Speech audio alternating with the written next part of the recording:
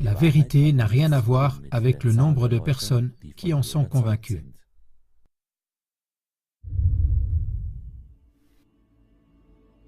Si vous avez plus de 40 ans, vous vous souvenez probablement du 28 janvier 1986. C'était le jour d'une grande catastrophe de la NASA, devant la côte de Cap Canaveral en Floride. À 11h38 et 73 secondes après son lancement, la navette spatiale Challenger 23 a été pulvérisée par une énorme explosion au-dessus de l'Atlantique. Tous les 7 membres de l'équipage ont trouvé la mort, c'est-à-dire les 5 astronautes de la NASA et 2 spécialistes de charge utile.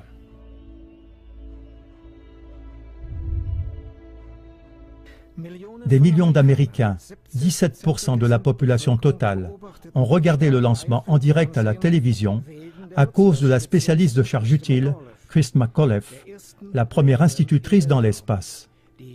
Le reportage médiatique sur l'explosion était riche et varié. Une étude montre que 85% des Américains interrogés en avaient entendu parler dans l'heure qui a suivi l'accident. Le monde entier était en état de choc. Le monde entier a pris part à la tristesse et au deuil pour les victimes de la navette spatiale.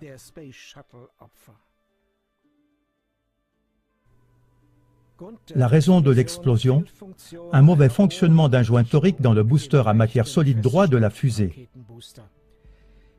La navette n'avait pas de système de siège éjectable et l'impact de la cabine sur la mer a été trop violent pour que les astronautes puissent survivre. La catastrophe a été suivie d'une pause de 32 mois dans le programme des navettes spatiales de la NASA. Et cela a conduit à la création de la commission Rogers, qui est une équipe nommée par le président Ronald Reagan pour analyser l'accident.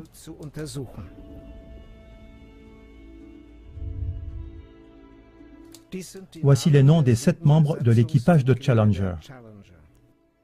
Premier, Francis Richard Scobie, commandant. Deuxième, Michael John Smith, pilote. Troisième, Ronald McNair, spécialiste de la mission. Quatrième, Alison Onozuka, spécialiste de la mission.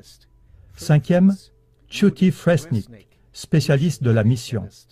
Sixième, Gregory Jarvis, spécialiste de charge utile. Septième, Chris McAuliffe, spécialiste de charge utile.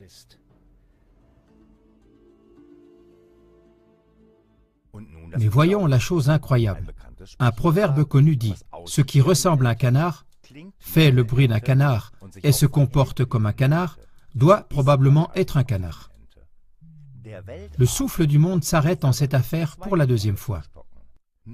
À la différence que ce dernier choc dépasse celui qu'on a eu il y a 30 ans. On dit qu'au moins 6 des 7 membres de l'équipage de Challenger seraient encore en vie. 4 d'entre eux vivent même sous le même nom. Et voici les arguments à vérifier. Francis Richard Scobie, commandant de la navette spatiale.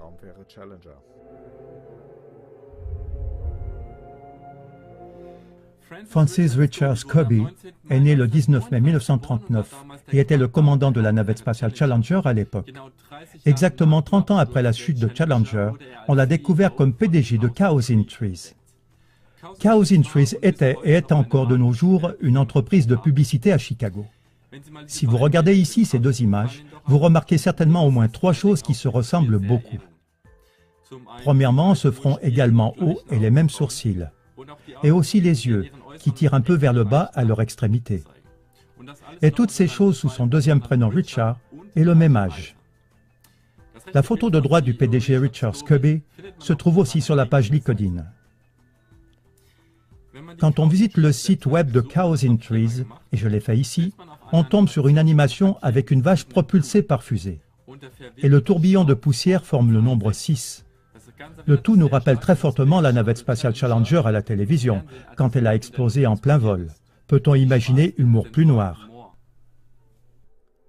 Michael J. Smith, pilote de Challenger.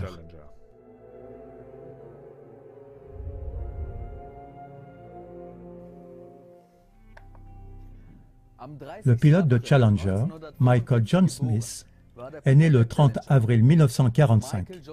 Il avait 41 ans lorsqu'il a trouvé la mort dans l'explosion il y a 30 ans. L'homme sur la photo de droite s'appelle également Michael John Smith et il a exactement 30 ans de plus. Sa ressemblance avec l'astronaute Michael John Smith est absolue. Les mêmes sourcils horizontaux, les mêmes yeux bleu-gris, le même creux vertical sur le bout du nez. Nous parlons là d'un professeur émérite d'ingénierie industrielle à l'Université de Wisconsin-Madison. L'adresse e-mail de Michael John Smith est mgsmith@k.wisc.edu. Ronald McNair, spécialiste de la mission de Challenger.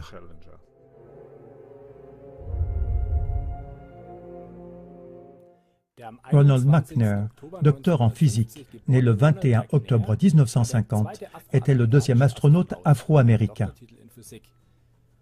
Carl McNair, âgé de 66 ans, sur l'image à droite, ressemble exactement à ce que Ronald pourrait être à présent. Ce fait a sauté un jour aux yeux de certains citoyens américains.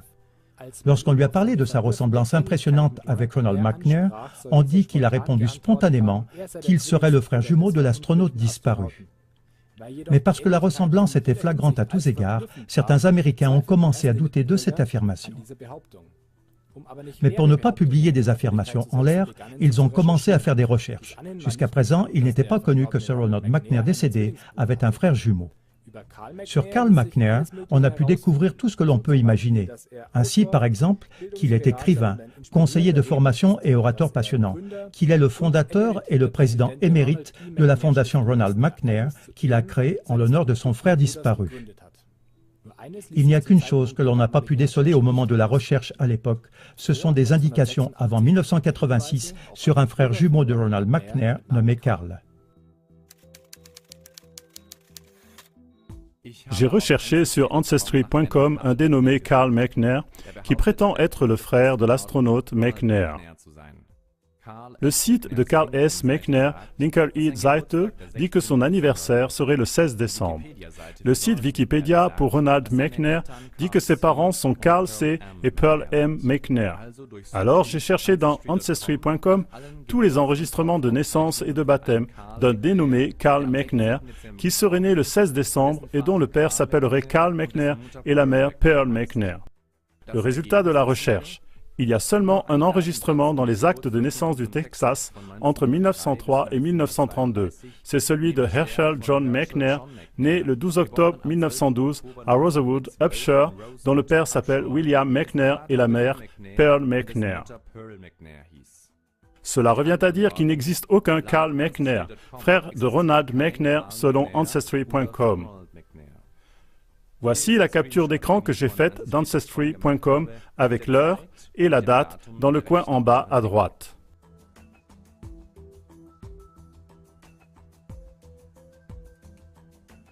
Pour être bien sûr, j'ai répété ma recherche sur Carl McNair.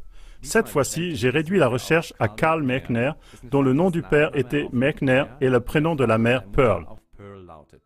Je n'ai trouvé aucun Carl McNair dont le nom du père était McNair et le prénom de la mère Pearl.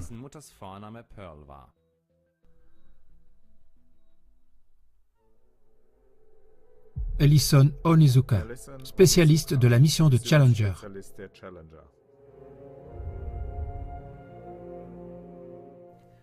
Un autre spécialiste de la mission de Challenger, Ellison Onizuka, le premier astronaute américano-japonais.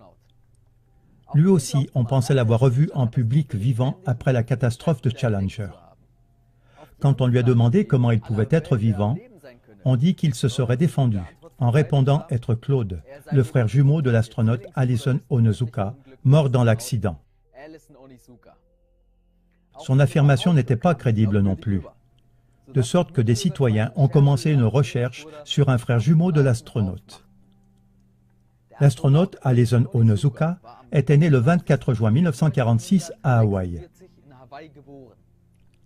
Aucun registre de naissance ne parlait d'un frère jumeau Claude au moment de cette recherche-là. Alors, on dit qu'il a prétendu être le frère cadet d'Ellison Onizuka. Si Ellison était encore vivant, il ressemblerait exactement à son frère cadet sur cette photo. Les mêmes sourcils, les mêmes yeux, les mêmes pas de doigts, le même nez, voire même la même raie dans ses cheveux. Claude Onozuka est un membre du directoire du département pour le contrôle de l'alcoolémie dans le County of Hawaii à Hilo, Hawaï.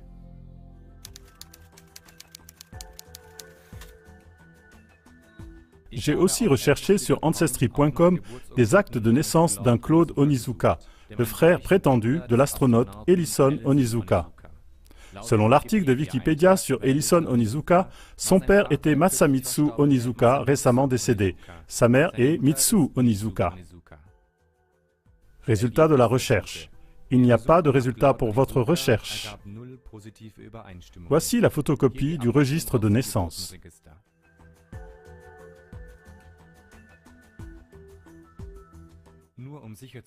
Par acquis de conscience, j'ai répété ma recherche sur Claude Onizuka, cette fois-ci sans indiquer les noms des parents. Il y avait 36 résultats, aucun d'entre eux n'était notre Claude Onizuka. Cela revient à dire que selon Ancestry.com, personne dont le nom serait Claude Onizuka n'est jamais né aux États-Unis. Judith Resnick, spécialiste de la mission Challenger.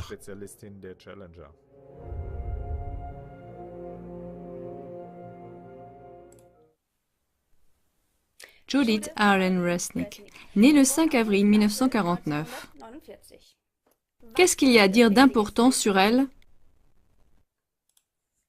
Elle, qui avait un titre de docteur en électronique, était la spécialiste de la mission Challenger. Elle était la seconde astronaute américaine féminine et la toute première astronaute judéo-américaine qui ait volé dans l'espace. Et à partir de maintenant, ça commence à devenir intéressant.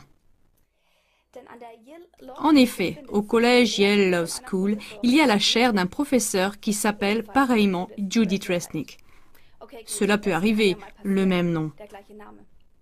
Mais ce qui est étonnant, c'est que non seulement elle a exactement 30 ans de plus que l'astronaute Judith Resnick, décédée il y a 30 ans, mais qu'elle s'appelle exactement pareil, qu'elle a la même allure et la même voix que l'astronaute de la navette spatiale décédée. Et qu'est-ce qu'elle fait à présent au collège Yale Law School? Elle y a le titre de professeur de droit à Arthur Lehman. Et maintenant, revenons à la comparaison. Exactement comme l'astronaute Judith Resnick, ce professeur a les cheveux foncés et frisés, la même forme de sourcils et les mêmes lignes des deux côtés du visage qui montent à partir du menton.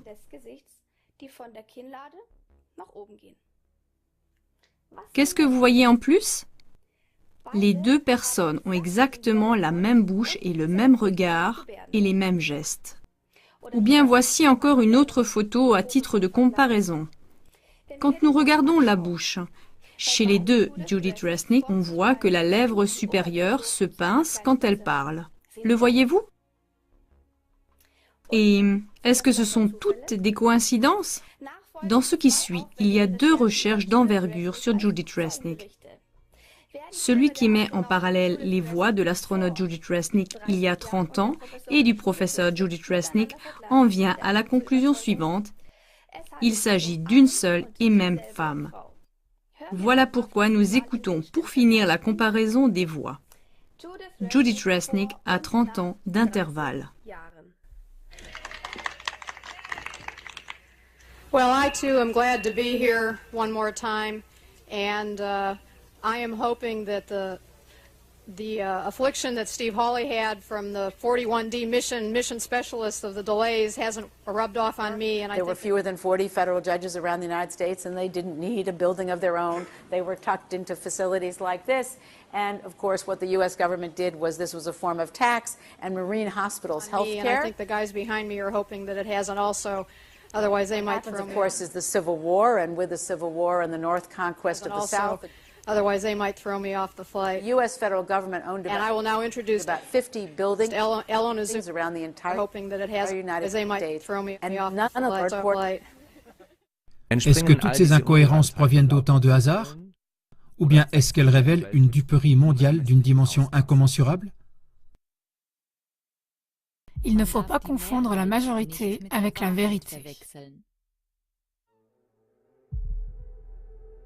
Sharon Christa McAuliffe, spécialiste de charges utiles de Challenger.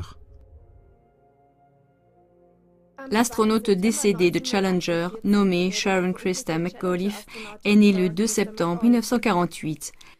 Elle était enseignante en études sociales à l'école Concord High School de New Hampshire quand elle fut choisie parmi plus de 11 000 candidats pour participer au projet de la NASA nommé Enseignant de l'espace.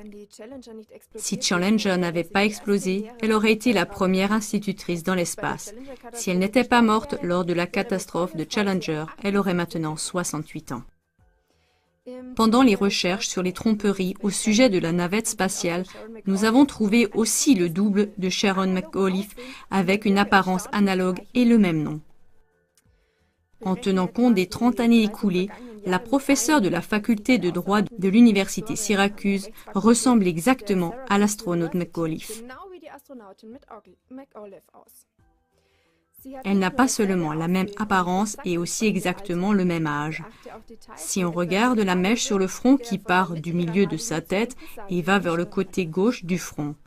Cette même avocate, Sharon A. McAuliffe, qui travaille à l'école de droit Syracuse Law School dans l'État de New York, est aussi la cousine du gouverneur de Virginie nommé Terry McAuliffe. Celui-ci a soutenu, en tant que dirigeant de campagne, la réélection de Clinton et aussi la campagne d'élection de sa femme Hillary. Il a aussi soutenu la NASA spécialement en ce qui concerne le lieu de décollage des navettes spatiales sur l'île Wallops dans l'océan Atlantique. Il y a une chose que nous devons garder à l'esprit pendant toutes ces recherches. Ce serait une chose si un membre de l'équipage de Challenger ressemblait à une personne qui est en vie à présent. Cela pourrait être pris pour une coïncidence.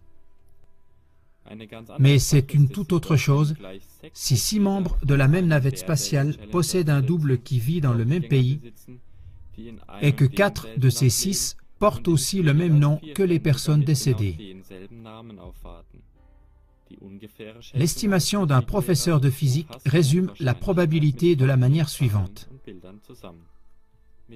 Avec une distribution binominale, on peut évaluer la probabilité qu'un tel événement ait lieu 4 fois en 10 ans. D'après une estimation, cela a une probabilité de 10 exposant moins 160. Pour comparer, la probabilité d'être touché par des déchets de l'espace a été calculée par des mathématiciens. Elle est de 6 fois 10 exposant moins 13. Donc, il est 7 fois plus probable, dans une vie, d'être touché par une météorite que de rencontrer une telle configuration de sosie. Mais la probabilité est sans doute encore plus élevée.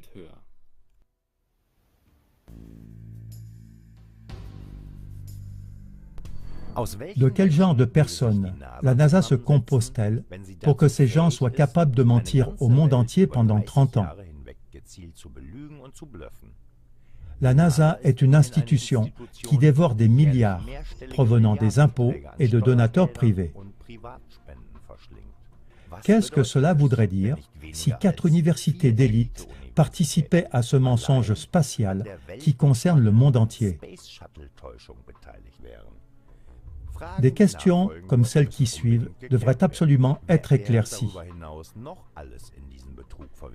Qui est impliqué dans cette fraude?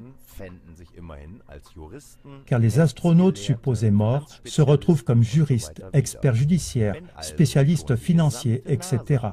Si donc déjà toute la NASA, des astronautes et des professeurs de droit, c'est-à-dire ceux qui forment l'élite, participent à un mensonge au niveau mondial, qui d'autre y participe encore? Où se trouve le 7e astronaute Gregory Jarvis? Est-il encore en vie? Pour éclaircir de telles questions, l'humanité dépend de l'aide de chacun. Toute personne qui est en mesure de le faire est priée de participer à ce travail d'éclaircissement dont parle ce film. D'après des témoignages de membres de la NASA, celle-ci n'a pas seulement menti sur quelques points, mais en toutes choses.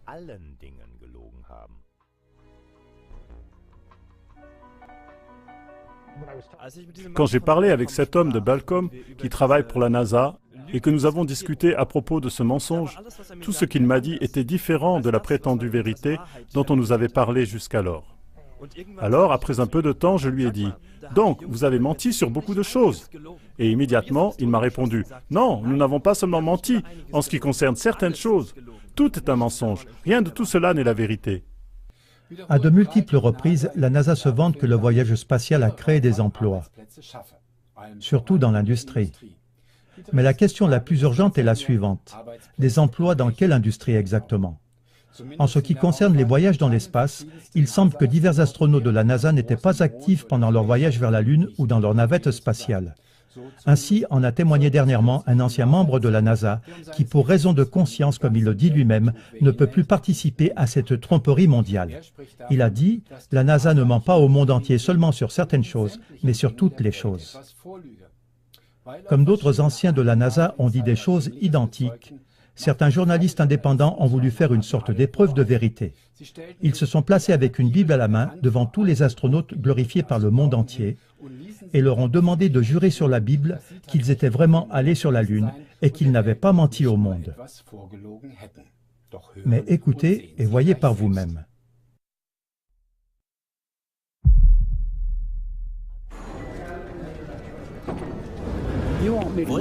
Est-ce que vous voulez que je vous frappe? Que je vous frappe? Que je vous frappe? Maintenant, je veux que vous juriez par Dieu et sur la Bible que vous êtes allés sur la Lune.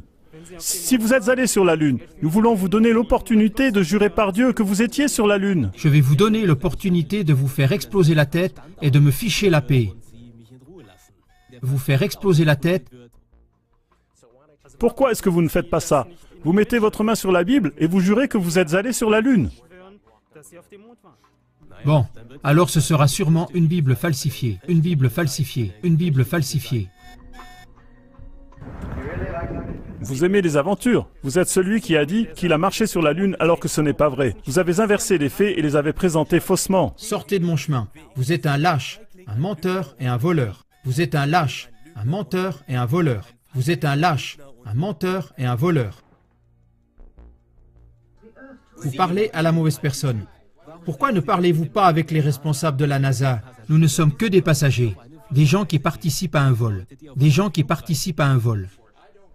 Je ne frappe pas les gens, mais vous serez par terre si vous ne partez pas maintenant. Dehors! Je ne frappe pas les gens, mais vous, je ne frappe pas les gens, mais vous, je ne frappe pas les gens, mais vous, je ne frappe pas les gens, mais vous... Ok, vous prenez vos affaires et vous foutez le camp. Je dis que tout ça, c'est de la merde. C'est de la merde. C'est de la merde. Si les ombres sur la Lune étaient du mauvais côté ou pas, je ne m'occupe pas de cette merde. Merde, merde, merde. Dans l'espace ont été falsifiés. Falsifiés? Exactement. Nous avons un enregistrement audio authentique du Jones Space Center. Des conneries tout ça.